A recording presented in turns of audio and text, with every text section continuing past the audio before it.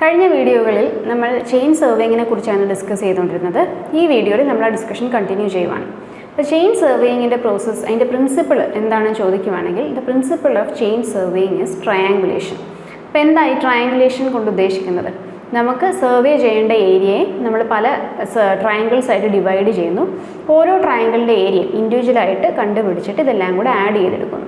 അപ്പം ഇങ്ങനെയാണ് നമ്മൾ ചെയിൻ സർവേയിങ്ങിൽ നമ്മൾ സർവേ ചെയ്യുന്നത്. അപ്പോൾ ഇങ്ങനെ നമ്മൾ ട്രയാങ്കിൾസ് ആയിട്ട് പ്ലോട്ടിനെ ഡിവൈഡ് ചെയ്യാൻ നേരം ഈ ട്രയാങ്കിൾസ് ഫോം ചെയ്യുന്നതിനൊരു കണ്ടീഷനുണ്ട്. They should be well conditioned triangles. അപ്പോൾ എന്താണ് ഈ വെൽ കണ്ടീഷൻ ട്രയാങ്കിൾ കൊണ്ട് ഉദ്ദേശിക്കുന്നത്? A well conditioned triangle is that triangle whose angles are not smaller than 30 degree and not greater than 120 degrees.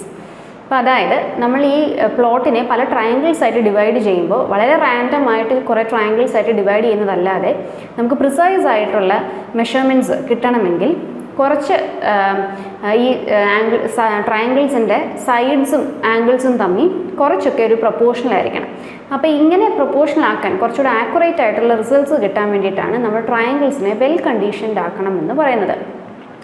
ഈ ട്രയാങ്കിൾസിനുള്ളിൽ വരുന്ന angles if it is between 30 and 120 degrees നമുക്ക് വളരെ accurate ആയിട്ടുള്ള റിസൾട്ട്സ് കിട്ടാൻ അത് help ചെയ്യും. അപ്പോൾ അതുകൊണ്ട് വെൽ കണ്ടീഷൻഡ് ആയിട്ടുള്ള ട്രയാങ്കിൾസ് ആയിട്ട് ഈ പ്ലോട്ടിനെ ഡിവൈഡ് ചെയ്യുവാണെങ്കിൽ നമുക്ക് വളരെ ആക്യുറേറ്റ് ആയിട്ടുള്ള സർവേയിങ് ചെയ്യാൻ പറ്റും. അപ്പോൾ വെൽ കണ്ടീഷൻ ട്രയാങ്കിൾസ് എന്ന ഈ ഒരു ടോപ്പിക് ഇത് വളരെ ഇമ്പോർട്ടൻ്റ് ആണ്, എപ്പോഴും ചോദിക്കുന്നതുമാണ് റിപ്പീറ്റഡ് ആയിട്ട്. മിക്കപ്പോഴും ചോദിക്കുന്നത് ഈ വെൽ കണ്ടീഷൻ ട്രയാങ്കിൾസിൻ്റെ ഉള്ളിൽ വരുന്ന ആംഗിൾസിൻ്റെ ഈ ഒരു റേഞ്ചാണ്. ഇപ്പം not less than 30 degrees and not more than 120 degrees. ഇനി വെൽ കണ്ടീഷൻ ട്രയാങ്കിൾസിൻ്റെ കറക്റ്റ് ഓപ്പോസിറ്റാണ് ഇൽ കണ്ടീഷൻഡ് ട്രയാങ്കിൾ. അതായത് ആംഗിൾസിൻ്റെ സൈസ് 30 ഡിഗ്രിയിൽ താഴെ, 30 ഡിഗ്രിയിൽ കുറവും 120 ഡിഗ്രീസിൽ കൂടുതലും വരുമ്പോൾ ഇങ്ങനത്തെ ട്രയാങ്കിൾസിനെ ഇൽ കണ്ടീഷൻഡ് ട്രയാങ്കിൾ എന്നാണ് വിളിക്കുന്നത്.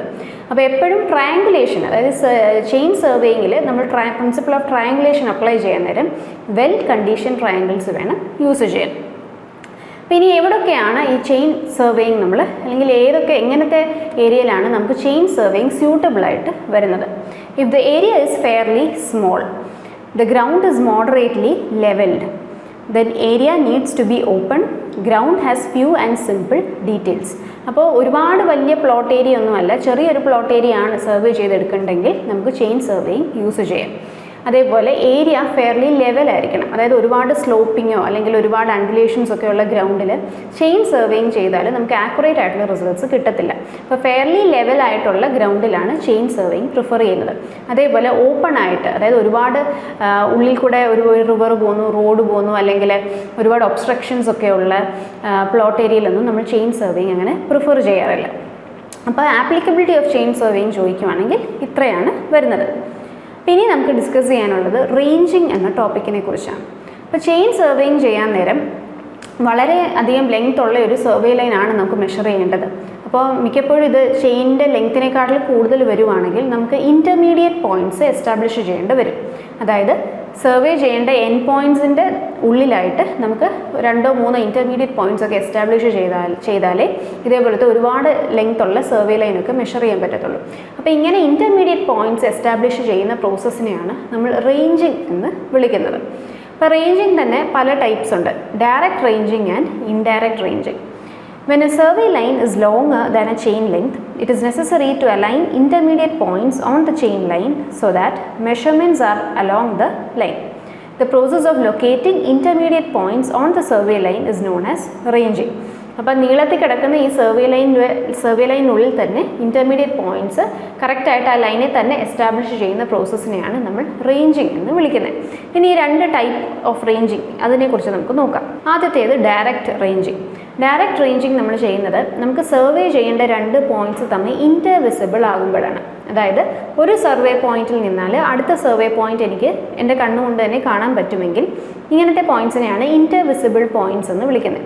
അപ്പോൾ നമുക്ക് കണ്ണുകൊണ്ട് തന്നെ കാണാം, എക്യുപ്മെൻറ്റ്സിൻ്റെ ഇൻസ്ട്രുമെൻറ്റ്സിൻ്റെ ഒന്നും ആവശ്യമില്ലാതെ നേരിട്ട് കാണാൻ പറ്റുമെങ്കിൽ ഇങ്ങനത്തെ പോയിന്റ്സിനെ നമ്മൾ ഡയറക്റ്റ് റേഞ്ചിങ് വഴിയാണ് നമ്മൾ റേഞ്ച് ചെയ്യുന്നത്. Direct ranging is the ranging conducted when survey points are intervisible. Direct ranging can be performed by 3 രീതിയിൽ നമുക്ക് ഡയറക്റ്റ് റേഞ്ചിങ് ചെയ്യാം. ഒന്ന് നമ്മുടെ ഐ അഡ്ജസ്റ്റ്മെൻറ്റ്സ് വെച്ച് തന്നെ, അതായത് ഒരു സർവേ പോയിന്റിൽ നിൽക്കുന്നു, നമുക്ക് നേരെ സർവേ ചെയ്യേണ്ട അടുത്ത സർവേ പോയിന്റ് കാണാമെങ്കിൽ നമ്മുടെ ഐ അഡ്ജസ്റ്റ്മെൻറ്റ് നമുക്ക് കണ്ണുകൊണ്ട് തന്നെ നോക്കി തന്നെ റേഞ്ചിങ് റോഡ് എവിടെ ഫിക്സ് ചെയ്യണം എന്ന് നമുക്ക് ഡയറക്റ്റ് ചെയ്ത് അടുത്ത സ്റ്റാഫിനോട് പറയാൻ പറ്റും. അപ്പോൾ ഇതാണ് ഐ അഡ്ജസ്റ്റ്മെൻറ്റ്സ് വെച്ചിട്ടുള്ള ഡയറക്റ്റ് റേഞ്ചിങ്. അടുത്തത് യൂസിങ് എ തിയോഡലൈറ്റിൻ്റെ ഹെൽപ്പോടുകൂടി നമുക്ക് ഇടയ്ക്കുള്ള ഇൻ്റർമീഡിയറ്റ് റേഞ്ചിങ് റോഡിനെ എവിടെ ഫിക്സ് ചെയ്യണമെന്ന് തീരുമാനിക്കാൻ പറ്റും. അപ്പോൾ ഈ ഒരു പ്രോസസ്സിനെ ലൈനിങ് ഇൻ എന്നാണ് വിളിക്കുന്നത്. ഓർത്തോളുക, direct ranging using a theodolite, ഇതിനെ വിളിക്കുന്ന ഈ ഒരു പ്രോസസ്സിനെ വിളിക്കുന്ന മറ്റൊരു പേരാണ് ലൈനിങ് ഇൻ. ഇനി മൂന്നാമത്തേത് using the help of A line ranger. ഈ ലൈൻ റേഞ്ചർ എന്ന് പറഞ്ഞ എക്യുപ്മെൻറ്റ് നമുക്ക് ഡയറക്റ്റ് റേഞ്ചിങ്ങിനായിട്ട് നമ്മൾ യൂസ് ചെയ്യുന്ന ഒരു ഇൻസ്ട്രുമെൻ്റ് ആണ്. അപ്പോൾ ഇതിൽ എന്താ സംഭവിക്കുന്നതെന്ന് വെച്ചാൽ, ഈ ഫിഗറിൽ നമുക്ക് കാണിച്ചിരിക്കുന്ന ഒരു ലൈൻ റേഞ്ചറിൻ്റെ അതിൻ്റെ ഒരു ഇൻറ്റേർണൽ സ്ട്രക്ചറാണ് ഈ കാണിച്ചിരിക്കുന്നത്. 2 plane mirrors are arranged or 2 isosceles prisms are placed one over the other. The diagonals of the prisms are arranged and silvered such that they reflect the incident rays. അപ്പോൾ ഈ internal structure നമ്മൾ നോക്കുകയാണെങ്കിൽ ഉള്ളിൽ 2 isosceles prisms അല്ലെങ്കിൽ 2 plain mirrors ഉണ്ടായിരിക്കും. അപ്പോൾ ഈ പ്രിസംസിൻ്റെ diagonals സിൽവേർഡാണ്, അതുകൊണ്ട് തന്നെ ഇതിലേക്ക് വരുന്ന ലൈറ്റ് റേസിനെല്ലാം ഇത് റിഫ്ലക്റ്റ് ചെയ്യും.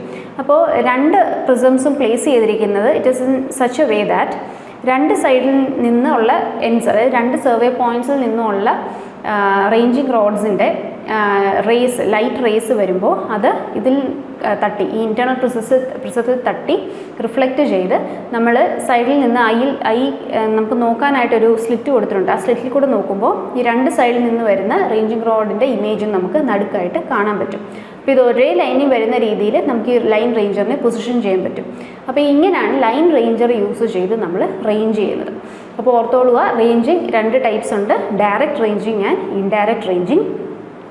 ഡയറക്റ്റ് റേഞ്ചിങ്ങിൽ നമ്മൾ ചെയ്യുന്നത് നമ്മൾ ഐ അഡ്ജസ്റ്റ്മെൻറ്റ്സ് അല്ലെങ്കിൽ തിയോഡലൈറ്റ് യൂസ് ചെയ്ത് അല്ലെങ്കിൽ ലൈൻ റേഞ്ചർ യൂസ് ചെയ്ത് നമ്മൾ ഇൻ്റർവിസിബിൾ ആയിട്ടുള്ള 2 സർവേ പോയിൻറ്റ്സിനെ റേഞ്ച് ചെയ്യുന്നു.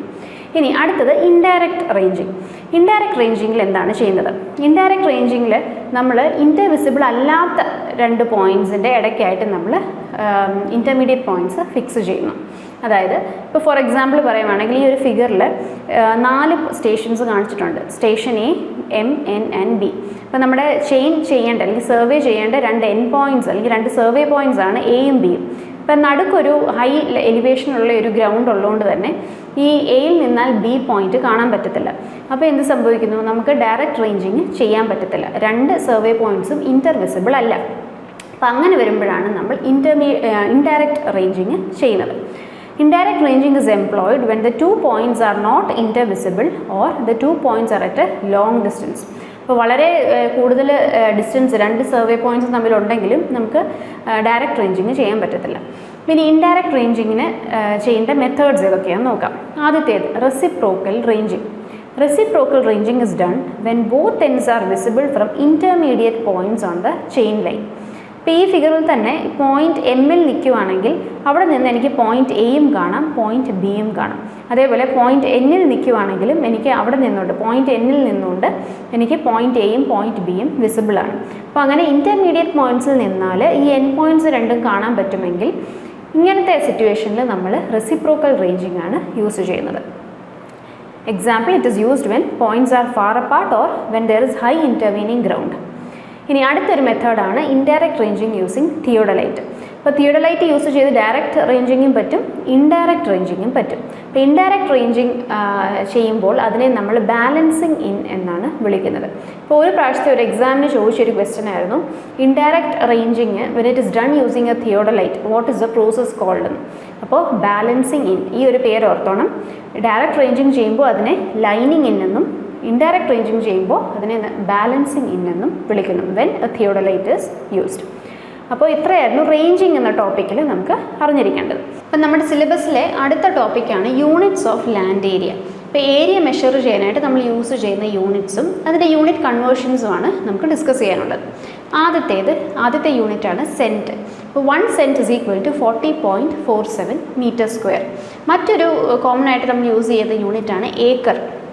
100 സെൻറ്റിനെയാണ് നമ്മൾ 1 ഏക്കർ എന്ന് വിളിക്കുന്നത്.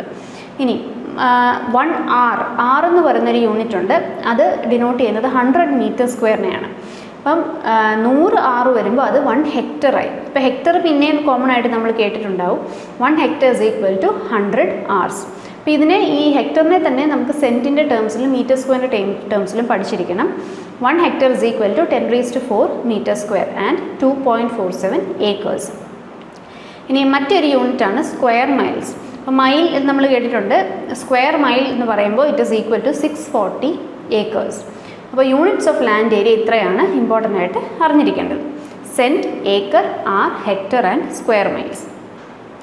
ഇനി നമുക്ക് നമ്മുടെ അടുത്ത ടോപ്പിക്കിലേക്ക് പോകാം, ബെഞ്ച് മാർക്ക്. അപ്പോൾ നമുക്ക് പല ടൈപ്സ് ഓഫ് സർവേയിങ് ഉണ്ട്. Chain surveying, plane table surveying, അതേപോലെ ഈ സർവേയിങ് എന്ന ടോപ്പിക്കിൽ തന്നെ നമ്മൾ പഠിക്കുന്ന ഒരു സെക്ഷനാണ് ലെവലിംഗ്. ഈ ലെവലിങ്ങുമായി ബന്ധപ്പെട്ട ഒരു ടേമാണ് ബെഞ്ച് മാർക്ക്. അപ്പോൾ നമുക്ക് ലെവലിംഗ് നമ്മുടെ സിലബസിൽ സ്പെസിഫൈ ചെയ്തിട്ടില്ല. ബെഞ്ച് മാർക്ക് എന്നൊരു ടേം മാത്രമേ ഉള്ളൂ. അപ്പോൾ ഈ ബെഞ്ച് മാർക്ക് എന്താണ്, ടൈപ്സ് ഓഫ് ബെഞ്ച് മാർക്സ് ഏതൊക്കെയാണ് എന്ന് നമുക്ക് നോക്കാം. A benchmark is a fixed point of known elevation above the datum. അപ്പോൾ നമ്മളെപ്പോഴും എലിവേഷൻ മെഷർ ചെയ്യാൻ നേരം നമ്മൾ മീൻ സീ ലെവലാണ് ഡാറ്റമായിട്ട് കൺസിഡർ ചെയ്യുന്നത്. അപ്പോൾ ഈ മീൻ സീ ലെവലിൽ നിന്നും ഏതെങ്കിലും ഒരു ലൊക്കേഷൻ്റെ അല്ലെങ്കിൽ നമുക്ക് സർവേ ചെയ്യേണ്ട ഒരു പോയിൻറ്റിൻ്റെ എലിവേഷൻ എത്രയാണോ അതിനെയാണ് നമ്മൾ അവിടുത്തെ റെഡ്യൂസ് ലെവൽ എന്നൊക്കെ നമ്മൾ വിളിക്കുന്നത്. അപ്പോൾ ഫിക്സഡ് ആയിട്ട് നമ്മൾ കൺസിഡർ ചെയ്യുന്ന ചില പോയിൻറ്റ്സ് ഉണ്ട് of fixed elevation from the data. അപ്പോൾ മീൻ സീ ലെവലിൽ നിന്ന് ഇത്ര ഇത്ര എലിവേഷൻ, ഫിക്സഡ് ആയിട്ടുള്ള എലിവേഷനിലുള്ള ചില പോയിൻറ്റ്സ് നമ്മൾ ഡിനോട്ട് ചെയ്തിട്ടുണ്ട്. അതിനെയാണ് നമ്മൾ ബെഞ്ച് മാർക്സ് എന്ന് വിളിക്കുന്നത്. ബെഞ്ച് മാർക്സിന് പല ടൈപ്പ് ഉണ്ട്. ആദ്യത്തേത് GTS ബെഞ്ച് മാർക്ക്. GTSൻ്റെ ഫുൾ ഫോം ഇമ്പോർട്ടൻ്റ് ആണ്, geodetic triangulation survey.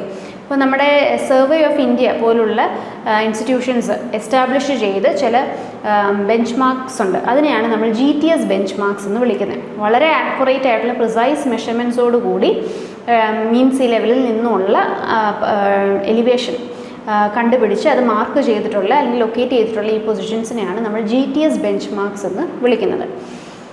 These benchmarks are established by the national agencies like Survey of India. They are established with highest precision. അപ്പോൾ 100 kilometres ഇൻ്റർവെല്ലാണ് ഈ survey of India GTS bench marks place ചെയ്യുന്നത്. ഇനി ഈ GTS bench മാർക്സിൽ നിന്നാണ് മറ്റ് bench മാർക്കുകൾ reference എടുത്ത് survey അല്ലെങ്കിൽ ലെവലിംഗ് ചെയ്യുന്നത്. അപ്പോൾ അടുത്ത ടൈപ്പ് ബെഞ്ച് മാർക്കാണ് പെർമനൻറ്റ് ബെഞ്ച് മാർക്ക്. അപ്പോൾ നേരത്തെ പറഞ്ഞ കൂട്ട് GTS ബെഞ്ച് മാർക്കിൽ നിന്ന് റെഫറൻസ് എടുത്തിട്ട് പെർമനൻറ്റ് ബെഞ്ച് മാർക്സിൻ്റെ എലിവേഷൻ കണ്ടുപിടിക്കുന്നു. These are fixed points of reference established with reference to the GTS benchmark.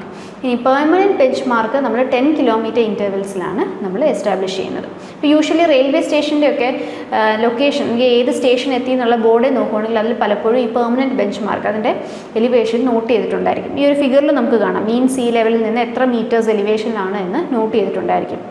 അപ്പോൾ ഇതാണ് പെർമനൻറ്റ് ബെഞ്ച് മാർക്ക് കൊണ്ട് ഉദ്ദേശിക്കുന്നത്. അടുത്തത് ടെമ്പററി ബെഞ്ച് മാർക്ക്.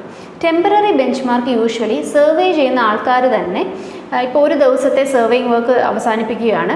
അപ്പോൾ അന്ന് എവിടെ വരെ സർവേ ചെയ്ത് നിർത്തിയോ അടുത്ത ദിവസം വീണ്ടും സർവേ സ്റ്റാർട്ട് ചെയ്യുന്നതിന് മുന്നേ അവർക്ക് ടെമ്പററി ആയിട്ട് അല്ലെങ്കിൽ തലേ ദിവസത്തെ ലെവലിംഗ് എവിടെ വരെ ചെയ്ത് നിർത്തിയോ അപ്പോൾ ആ ഒരു പർട്ടിക്കുലർ ലെവലിൻ്റെ ബെഞ്ച് മാർക്ക് വേണമെങ്കിൽ അവിടെ ടെമ്പററി ആയിട്ട് സെറ്റപ്പ് ചെയ്യുന്ന ഒരു ബെഞ്ച് മാർക്കിനെയാണ് നമ്മൾ ടെമ്പററി ബെഞ്ച് മാർക്ക് എന്ന് വിളിക്കുന്നത്. അപ്പോൾ ഒരു പർട്ടിക്കുലർ ഡേയുടെ വർക്ക് കഴിഞ്ഞെങ്കിൽ ആ പോയിന്റിൽ നമ്മൾ ടെമ്പററി ബെഞ്ച് മാർക്ക് നമ്മൾ എസ്റ്റാബ്ലിഷ് ചെയ്യുന്നു. പലപ്പോഴും ഇത് പെട്ടെന്നൊന്നും അങ്ങനെ ഊരി പോകാത്ത രീതിയിൽ കോൺക്രീറ്റ് ഒക്കെ യൂസ് ചെയ്തിട്ടായിരിക്കും ഈ ടെമ്പററി ബെഞ്ച് മാർക്ക് ചെയ്തിരുന്നത്. എന്നിട്ട് പിറ്റേന്ന് വീണ്ടും വർക്ക് കണ്ടിന്യൂ ചെയ്യാൻ നേരം ഈ പോയിന്റിൽ നിന്നാണ് ലെവലിംഗ് അല്ലെങ്കിൽ സർവേ വർക്ക് വീണ്ടും സ്റ്റാർട്ട് ചെയ്യുന്നത്. അപ്പോൾ ഇങ്ങനത്തെ ബെഞ്ച് മാർക്സിനെയാണ് നമ്മൾ ടെമ്പററി ബെഞ്ച് മാർക്സ് എന്ന് വിളിക്കുന്നത്. These are created by the surveyors in the field to mark the point in the field up to which the survey is completed. Then it is easier to continue the survey from that point after a large gap or on the next day of work. The temporary benchmark point should be decided in such a way that the object or point should be permanently fixed in that position. ഇനി അവസാനത്തെ ടൈപ്പാണ് arbitrary bench mark. Arbitrary bench mark എന്ന് പറയുമ്പോൾ നമ്മൾ ഒരു particular work start ചെയ്യാൻ നേരം നമ്മൾ പെർമനൻറ്റ് ബെഞ്ച് മാർക്സിൽ നിന്നോ അല്ലെങ്കിൽ ടെമ്പററി ബെഞ്ച് മാർക്സിൽ നിന്നോ റെഫറൻസ് എടുക്കാതെ ഒരു പർട്ടിക്കുലർ വാല്യൂ അവിടുത്തെ എലിവേഷനായിട്ട് നമ്മൾ അസ്യൂം ചെയ്തുകൊണ്ടങ്ങ് വർക്ക് സ്റ്റാർട്ട് ചെയ്യും. അപ്പോൾ ഇങ്ങനത്തെ അസ്യൂം ചെയ്ത് വാല്യൂ എലിവേഷൻ എടുക്കുന്നതിനെയാണ് നമ്മൾ ആർബിട്രറി ബെഞ്ച് മാർക്ക് എന്ന് വിളിക്കുന്നത്. അപ്പോൾ these are reference points whose elevations are arbitrarily assumed. അപ്പോൾ ഒരു പർട്ടിക്കുലർ വീടിൻ്റെ ഇപ്പോൾ ഫോർ എക്സാമ്പിൾ ഒരു വീടിൻ്റെ കൺസ്ട്രക്ഷൻ നമുക്ക് അതിന് മുന്നേ നമുക്ക് ലെവൽ ചെയ്യണം. അപ്പോൾ ലെവൽ ചെയ്യാൻ നേരം ഫൗണ്ടേഷൻ്റെ ലെവലൊക്കെ സെറ്റ് ചെയ്യണമെങ്കിൽ നമ്മൾ ആ പോയിന്റിൽ അല്ലെങ്കിൽ ആ ഒരു പ്ലോട്ടിലുള്ള ഏതെങ്കിലും ഒരു പർട്ടിക്കുലർ ബോഡിയുടെ ലെവൽ എലിവേഷൻ നമ്മൾ അസ്യൂം ചെയ്തങ്ങ് എടുക്കുവാണ്. ഇത്ര മീറ്റേഴ്സാണ് എന്ന് പറഞ്ഞ് നമ്മൾ അസ്യൂം ചെയ്തെടുക്കുന്നു. അതിന് റിലേറ്റീവ് ആയിട്ടുള്ള ബാക്കി പോയിൻറ്റ്സിൻ്റെ ലെവലെല്ലാം നമ്മൾ എടുക്കുന്നു. അപ്പോൾ ഇങ്ങനെ എടുത്തു കഴിയുമ്പോൾ യൂഷ്വലി നമുക്ക് കൺസ്ട്രക്ഷൻ ആവശ്യമായി വരുന്നത് ഈ റിലേറ്റീവ് ലെവലായിരിക്കും. 2 പോയിൻറ്റ്സ് തമ്മിലുള്ള ഹൈറ്റ് ഡിഫറൻസ് ആയിരിക്കും പലപ്പോഴും നമുക്ക് വേണ്ടി വരുന്നത്. അപ്പോൾ അതുകൊണ്ട് തന്നെ കൂടുതലും ചെറിയ തോതിലുള്ള കൺസ്ട്രക്ഷൻ എല്ലാം ഈ ആർബിട്രറി ബെഞ്ച് മാർക്സ് ആണ് കൂടുതലും എടുക്കുന്നത്. In most of the engineering projects, the difference in elevation is more important than their reduced levels with respect to mean sea level. Some fixed points in that area are arbitrarily taken as benchmarks and the values are assumed. അപ്പോൾ ഇത്രയാണ് നമ്മുടെ bench mark എന്താണ്, types of bench mark എന്താണ് എന്നാണ് നമുക്ക് അറിഞ്ഞിരിക്കേണ്ടത്. അപ്പോൾ നമ്മൾ ടൈപ്സ് ഓഫ് ബെഞ്ച് മാർക്ക് 4 പറഞ്ഞു. GTS bench marks, GTS bench marks വളരെ ആക്യുറേറ്റ് ആയിട്ട് സർവേ ഓഫ് ഇന്ത്യ പോലുള്ള ഇൻസ്റ്റിറ്റ്യൂഷൻസ് സർവേ കണ്ടക്ട് ചെയ്ത് ലൊക്കേറ്റ് ചെയ്തിരിക്കുന്ന ബെഞ്ച് മാർക്സ് ആണ്. അത് 100 കിലോമീറ്റർ ഇൻ്റർവെല്ലാണ് GTS ബെഞ്ച് മാർക്സ് എസ്റ്റാബ്ലിഷ് ചെയ്യുന്നത്. അടുത്തത് പെർമനൻറ്റ് ബെഞ്ച് മാർക്ക് വരും. പെർമനൻറ്റ് ബെഞ്ച് മാർക്ക് എന്ന് പറയുമ്പോൾ ഈ GTS ബെഞ്ച് മാർക്കിൽ നിന്ന് റെഫറൻസ് എടുത്തുകൊണ്ട് 10 കിലോമീറ്റർ ഇൻ്റർവെല്ലിൽ നമ്മൾ ബെഞ്ച് മാർക്സ് ലൊക്കേറ്റ് ചെയ്യുന്നു. അതാണ് പെർമനൻറ്റ് ബെഞ്ച് മാർക്സ്. പിന്നുള്ള temporary bench mark. Temporary bench mark വരുന്നത് നമ്മളൊരു പർട്ടിക്കുലർ വർക്ക് ഒരു പർട്ടിക്കുലർ സ്റ്റേജ് വരെ നിർത്തി വെച്ചിട്ട് പിന്നീട് അത് കണ്ടിന്യൂ ചെയ്യണമെങ്കിൽ നമ്മൾ ആ ഒരു പർട്ടിക്കുലർ പോയിന്റിൽ വെച്ച് നമ്മളൊരു ടെമ്പററി ബെഞ്ച് മാർക്ക് നമ്മൾ സെറ്റ് ചെയ്യുന്നു. പിന്നീട് വർക്ക് സ്റ്റാർട്ട് ചെയ്യുമ്പോൾ ഈ ബെഞ്ച് മാർക്കിൽ നിന്നാണ് നമ്മൾ സർവേയിങ് കണ്ടിന്യൂ ചെയ്യുന്നത്. അവസാനത്തേതാണ് ആർബിട്രറി ബെഞ്ച് മാർക്ക്. ഇപ്പോൾ ഒരു ഇമാജിനറി വാല്യൂ നമ്മൾ അസ്യൂം ചെയ്തെടുക്കുമ്പോൾ അതിനെ നമ്മൾ ആർബിട്രറി ബെഞ്ച് മാർക്ക് എന്ന് വിളിക്കുന്നു. ആ ഒരു പർട്ടിക്കുലർ പോയിന്റിലെ എലിവേഷനെ ആർബിട്രറി ബെഞ്ച് മാർക്ക് എന്നാണ് നമ്മൾ വിളിക്കുന്നത്. അപ്പോൾ ഇത്രയാണ് നമ്മുടെ സർവേയിങ് ടോപ്പിക്കിൽ ചെയിൻ സർവേയിങ്ങുമായിട്ട് ബന്ധപ്പെട്ട് വരുന്ന ടോപ്പിക്സിൽ നമ്മൾക്ക് ഡിസ്കസ് ചെയ്യാനുള്ള പോയിൻറ്റ്സ്. അപ്പോൾ ഇനി നമുക്ക് സിലബസിൽ വരുന്നത് GPS പോലുള്ള ടോപ്പിക്സാണ്. അപ്പോൾ ഇതോടുകൂടി ഈ ഒരു വീഡിയോ നമ്മൾ വൈൻഡപ്പ് ചെയ്യുകയാണ്. പുതിയ ടോപ്പിക്സുമായിട്ട് പിന്നീട് വേറൊരു വീഡിയോ ആയിട്ട് കാണാം. Thank you.